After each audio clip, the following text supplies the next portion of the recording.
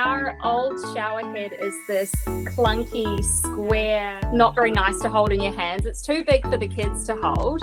So it just wasn't functional for them. The shower head wasn't comfortable for them to hold. They didn't like using the shower. It's like aerated, light, fluffy water, but it's still got a really good amount of water pressure. So it just feels nice. The water feels really lovely on your skin.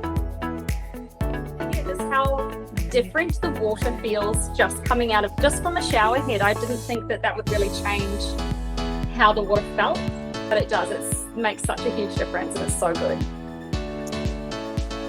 Screw the old one off, screw the new one on, no tools needed. Yeah, piece of cake.